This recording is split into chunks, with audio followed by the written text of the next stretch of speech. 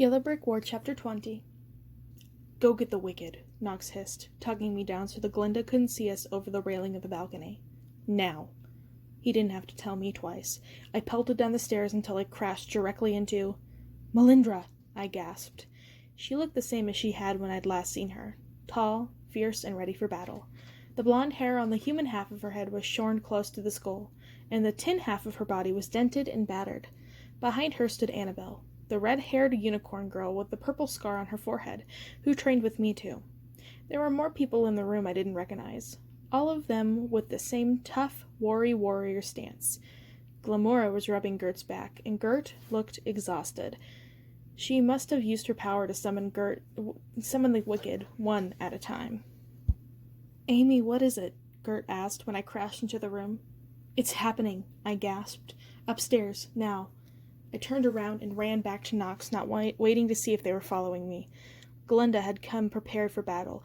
Instead of her usual ruffled dress, she was dressed in a tight pink catsuit that looked like leather studded with little scales. Her golden hair was drawn back into a severe bun, and she carried a huge pink staff in one slender hand. Oh dear, Gert said as she gazed down at Glinda with her legion. They wore matching silver armor, polished to a blinding glow that made me think uncomfortably of the Tin Woodmen and their silver-tipped spears glinting like diamonds. When did she get an army? I asked. She always had an army, Mombi said. She just doesn't use it very often. What do you mean, very often? General Ginger invaded the Emerald City and disposed the Scarecrow before Dorothy returned to Oz, Melindra said. Didn't they teach you this? I skipped the history lesson on the way to the battle. Melinda rolled her eyes. Whatever problem she had with me, she hadn't gotten over it. Great.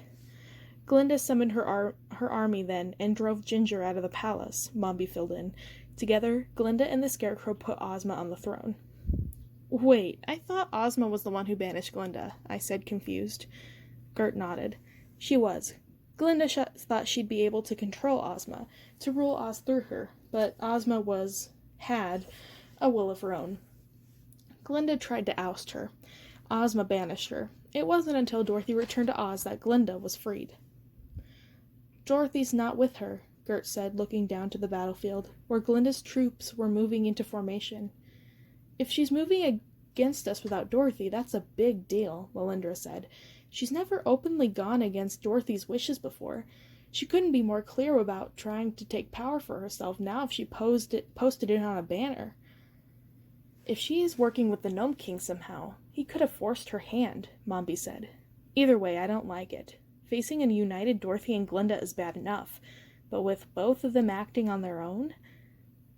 Don't make the mistake of thinking those pretty little girls won't tear you to pieces, Melindra said.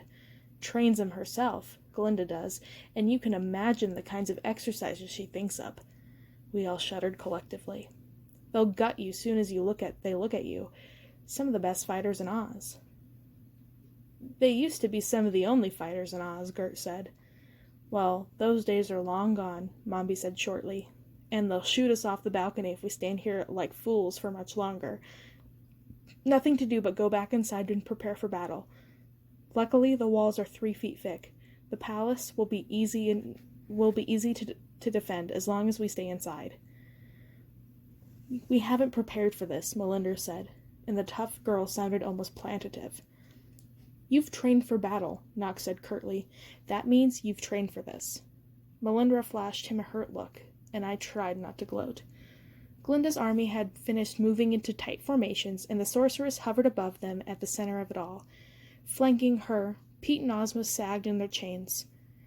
The enchanted princess was staring around there with the all too familiar vacant air. Pete looked miserable and sullen. You deserve it, I thought in disgust, remembering the way he betrayed me and Knox to Glinda in Polychrome's palace. Pete had escaped with Glinda, if escape was the right word for what she'd done to him. I didn't care if he was suffering now. I remembered Polychrome's crumpled body, Rainbow Falls burning, Polychrome's unicorn cat Heathcliff lying broken and bloody. Pete could go to hell for all I cared. But Ozma was different. Ozma was an innocent in all of this. But it was more than that, too. She was also the rightful ruler of Oz. There was every chance that that she was the only one with the power to change anything. If only we could unlock it. We have to rescue her, Nox said, echoing my thoughts. There's got to be a way, I agreed, and was gratified to see the flash of approval in his eyes. Maybe I was faking it until I make it, but Nox was right. Acting confident did give me a renewed sense of strength. How could what we faced possibly be worse than what we'd already been through? Below us a trumpet sounded, and Glinda rose even higher in the air to hover over her army. Good afternoon, dear Wicked, she said, even though she was speaking quietly, and still hundreds of feet away. She sounded as if she was close enough to reach out and touch. She and all her soldiers had smeared their faces with permasmile, and their white teeth glinted out of terrifying grins as they all looked at us. Welcome back to Oz. We're so glad you've returned to see the new era that's coming. Meet the new witch, same as the old bitch, Mombi muttered. Where's Dorothy, sister dear? Glamora cooed.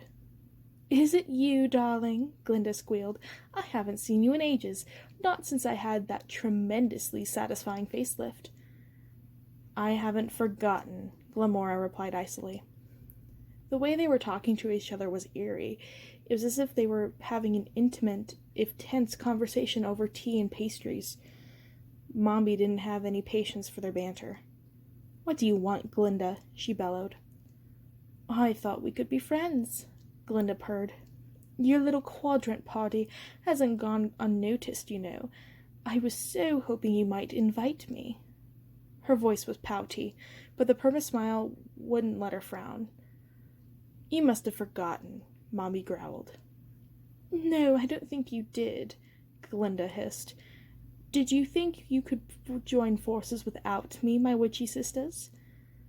Funny, going behind our backs didn't seem to bother you when you wiped out the memories of Oz's queen and brought a tyrant to power, Gert snapped. Next to me, Nox tugged my shoulder. We need to get back downstairs. If there's an opportunity to rescue Ozma while they're going back and forth, we have to take it. I nodded, and Nox signaled to Melindra, Annabelle, and a couple of other warriors. We began to creep stealthily toward the staircase. Mombi shook her head at us. Enough with this nonsense, she said abruptly. We join forces as a quadrant and go down there to take her out.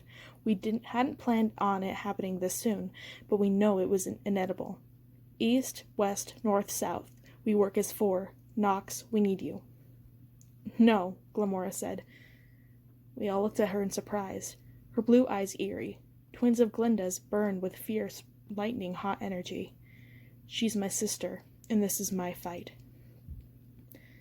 My dear, Gert said, you can't possibly mean to go up against her alone. She has an eerie army at her disposal, and she's nearly killed you the last time you fought. Reflexively, Glamora touched her face where, long ago, she lifted the veil of glamour to show me the gruesome scar that Glinda had carved into her cheek. I fought next to Glamora, but I'd never seen her look the way she looked now. Powerful and fierce, yeah, but something else too. Elated, hungry, out for blood. I remembered back in the cave where I first met the Wicked, when Glamora had taught me the art of glamour. I wondered then if she was scarier than Glinda, watching her now. I didn't even have my doubts at all. I had been waiting for this moment since the first time I faced her all those years ago, Glamora said calmly. I'd been waiting to end her life, the way she would have ended mine if she'd had the chance. This is my chance to rid Oz of her evil, and this is my battle alone. Calmly, she ran her hand along her face, wiping away all of the glamour she wore like makeup, and revealing the gaping half-moon scar that ran from her ear down to her cheekbone and across her chin. It still looked as fresh as if she'd gotten it this morning. I could tell Gert and Mombi wanted to protest, but they knew as well as I did that Glamora wouldn't have hesitated to strike all of us down on the way to destroy her sister. The gleam in her eye was almost unhinged, and the air around her shimmered like she was a pot of water about to boil. I do not see the wisdom of this course of action, Mombi muttered, but Glamora ignored her. Wait here for me, she said, and rose up into the air. She's right, Gert said. This is her battle. Let her fight it, Mombi. This is a terrible idea, Mombi growled, shaking off Gert's restraining hand. But like the rest of us, she hurried anxiously to the edge of the balcony, peering over it. Even from the balcony, I could see the tension in the line of Glinda's shoulders. Despite her army, despite all of her magic, it was unclear that some part of her was afraid. Glamora had wanted so long for this moment, carrying this hatred and desire for vengeance for years. I'd be afraid, even if I had an army at my back, too. No, I was afraid. There's no use trying to stop her, Gert said in a low voice. But we need to come up with a backup plan, now. Dorothy will likely be on her way any minute. If Glinda found us here, she can't be far behind. While Gert spoke, Glamora was floating regally toward her sister, and as she moved through the air, her gown fell away, leaving her naked. It barely registered, because then she was shedding her skin too, like a snake sheds its scales. Underneath it, her body was purple and glittering in the sun. Instead of giving herself armor, Glinda had become the armor. Her hair, her skin, her limbs, all of her was now bright and faceted. She was now a living jewel. Everyone was speechless in the sight of it. The only one who didn't look shocked at the transformation was Glinda, who simply nodded in acknowledgement. The two witches now circled each other in the air. Glamora, a bright shadow of her sister's form. Glinda's usually sweet face was set in a mask of naked hatred made even more terrifying by the sickly sweet perma-smile. The air turned dark and thick, forming itself into a cloud that slowly took the shape of a huge serpent, with its head rearing back to strike. Glinda flicked an arm upward, and a spear of pink light struck Glamora's serpent in the chest, dissolving it momentarily. Glamora brought her arm down, and the serpent reformed, undulating around her in black coils. She snapped her wrist, and a bolt of pure power shot toward Glinda, who ducked at the last minute. Instinctively, I reached for my knife, and it materialized in my hand. "Amy, what are you doing?" Nox hissed. "If Glinda is distracted, we can rescue Ozma. And Pete, too," I said, heading for the door. "You can't use magic," Mombi barked. "The knife doesn't count," I said. "It was a present." Nox opened his mouth to protest, and then shut it again, shaking his head. Mombi sighed. "I'll stay here with Gert to see if there's a way we can help Glamora. Nox, you and Melindra and Amy look for a way to rescue the princess and her traitorous other half. Annabelle, we'll need fighters here too." The girls nodded. But I wasn't the only one who had the brilliant idea of taking action while the sisters battled it out. Suddenly the castle shuddered around us. We hurried back to the edge of the balcony and looked down. Glinda's girl army had moved a battering ram up to the castle doors. But this wasn't an ordinary battering ram. It was a huge, glittery pink and shaped like... "Is that a munchkin?" Nox gasped in horror. Glinda's twisted magic had transformed an ordinary Ozian into a giant fossilized pink weapon. The munchkin's face was twisted in horror, his eyes squeezed shut as though he was still in terrible pain. Pink flames burned in his open mouth, dripping into the ground, where they sizzled and smoked like molten pink lava.